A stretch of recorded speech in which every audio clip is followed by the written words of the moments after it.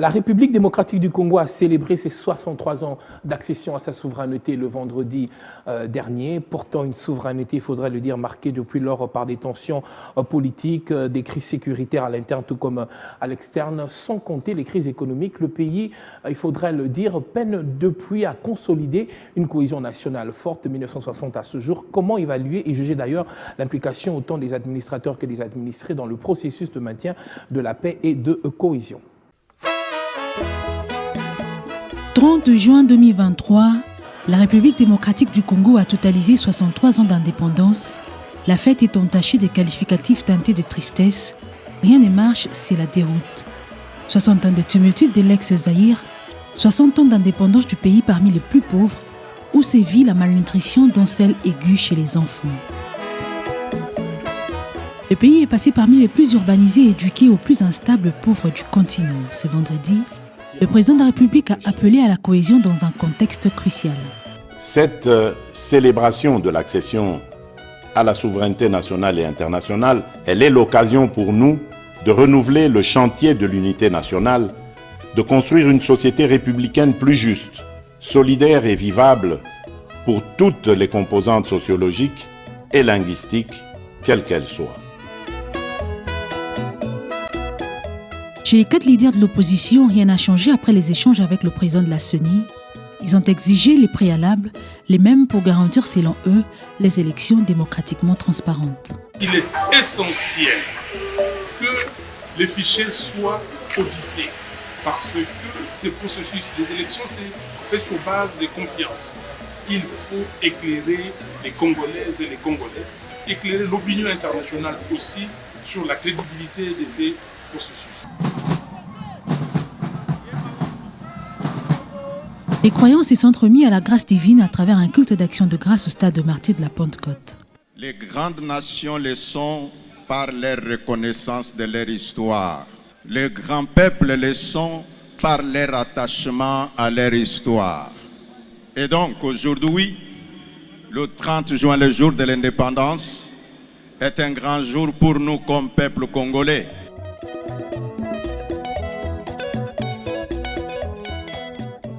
Si les colons s'étaient appuyés sur la religion chrétienne pour dompter les citoyens, ce que Lumumba avait en son temps contesté au vu de la contradiction entre l'amour prêché à la catéchèse et les actes barbares commis sur les Congolais. Nous avons connu les ironies, les insultes, les coups que nous devions subir matin, midi et soir, parce que nous étions des nègres.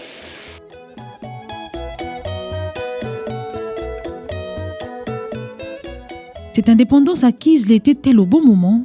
Les avis demeurent bien divergents, seulement la suite des événements au fil de temps semble faire pencher la balance sur cette approche. Dans ces cas, cette impréparation serait à la base du cycle des mégestions du pays. Lorsque l'on regarde l'état de la RDC, il n'y a pas de quoi se réjouir.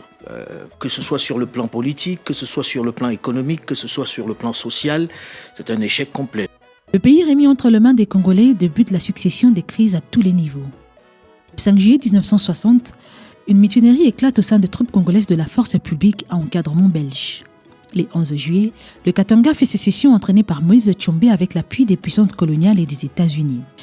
Le 24 novembre 1965, Joseph Désiré Mobutu, commandant de l'armée, renverse le président Joseph Kasavubu. Il n'y a pas de dictature ici. La population a accueilli avec beaucoup de joie la naissance du nouveau régime.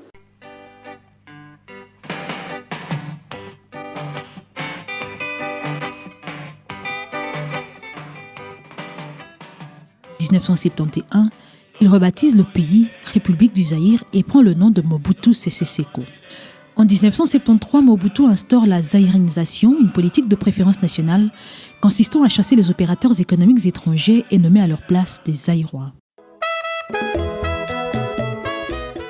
Le président de l'AFDER, M. Laurent Désiré Kabila, assume à partir de ce jour les fonctions du chef de l'État de la République démocratique du Congo. Le 17 mai 1997, Laurent Désiré Kabila se proclame chef d'État après 8 mois d'une rébellion, partie de l'Est et soutenue notamment par le Rwanda qui chasse le maréchal Mobutu. Il rebaptise le pays République démocratique du Congo. Le 26 janvier 2001, Joseph Kabila succède à son père assassiné. Il est élu président en 2006 lors de premières élections depuis l'indépendance, puis réélu en 2011 lors des élections marquées par des violences et fraudes décriées. Je veillerai comme à la prunelle de mes yeux à l'intégrité du territoire national, à la souveraineté de notre pays, à la sécurité de tous. En 2015, la perspective d'un maintien au pouvoir de Kabila au-delà de son dernier mandat déclenche des violentes manifestations avec des dizaines de morts. On dit non à Kabila. Nous voulons la transition sans Kabila, que Kabila dégage. Malgré des manifestations qui réclament son départ, alors Joseph Kabila désigne son dauphin, Emmanuel Ramazani Shadari, qui affrontera une opposition divisée. Félix Tshisekedi est proclamé vainqueur de la présidentielle de 2018. Et proclamé provisoirement élu président de la République démocratique du Congo, Monsieur Tshisekedi Tshilombo Félix. De Kasavubu à Félix Tshisekedi en passant par Joseph Désiré Mobutu, Laurent Désiré Kabila et Joseph Kabila, les pays est en proie à une crise de plus en plus grave en matière d'humanitaire, des droits humains et de sécurité. Des rébellions en conflits armés, l'appui extérieur a toujours alimenté le feu de la division dans un Congo au peuple hospitalier et uni même face au vide. Après 63 ans, les populations indépendantes ont droit au bonheur et non aux promesses. John Kolela, 63 ans après, comment est-ce que vous évaluez cette indépendance acquise? Est-ce que la RDC est réellement indépendante? Merci beaucoup, très cher Steve. C'est une question qui fait couler beaucoup d'encre et de salive.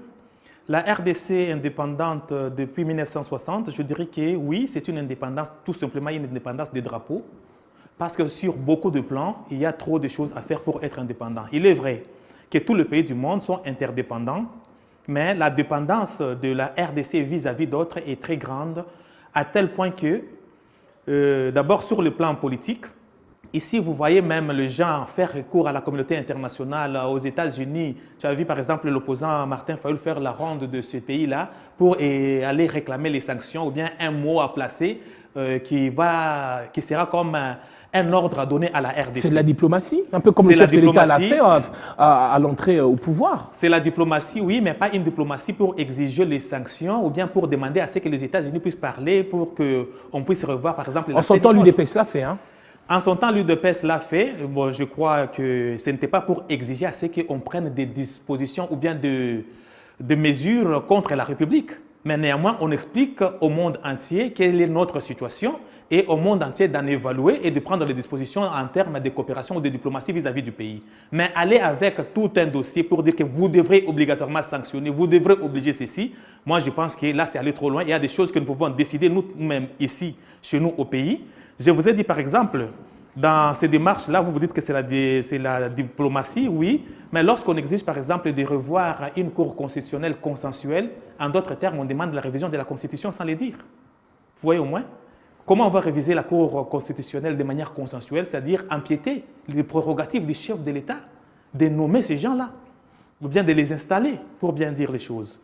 Donc, l'opposition demande des choses dont il n'est pas possible de réaliser. Ils sont dans le schéma du chaos. Demander de revoir la loi électorale, il faut recommencer à zéro les procédures. Demander la recomposition de la CENI, ça va prendre autant de temps. Vous savez, nous les Congolais, c'est ce que nous faisons pour donner un poste. Encore que c'est l'opposition qui avait répondu en bosse ou par écrit, refusant d'envoyer ces gens.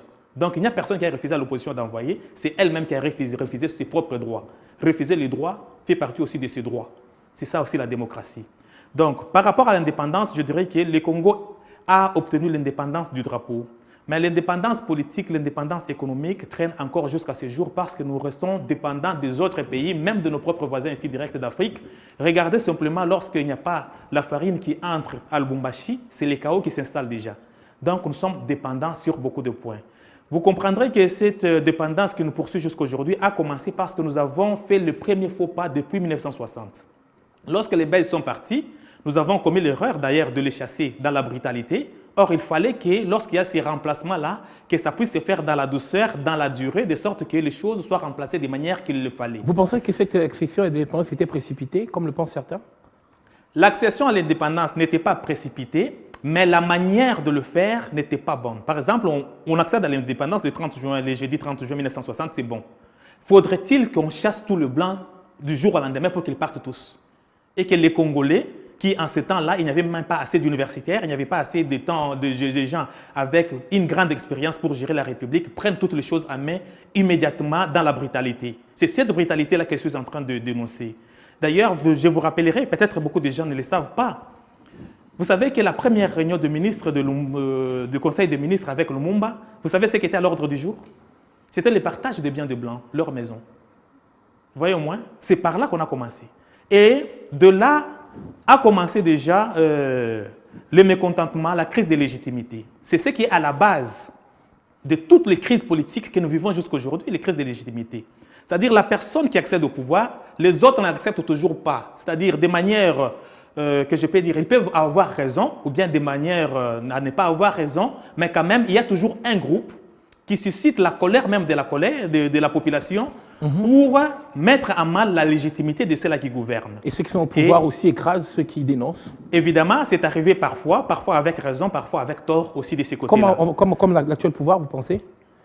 L'actuel pouvoir, je ne vois pas quand est-ce qu'on a écrasé. Nous sommes dans un jeu démocratique. La marche réprimée de l'opposition, par exemple? Attendez. Il y a deux choses à retenir.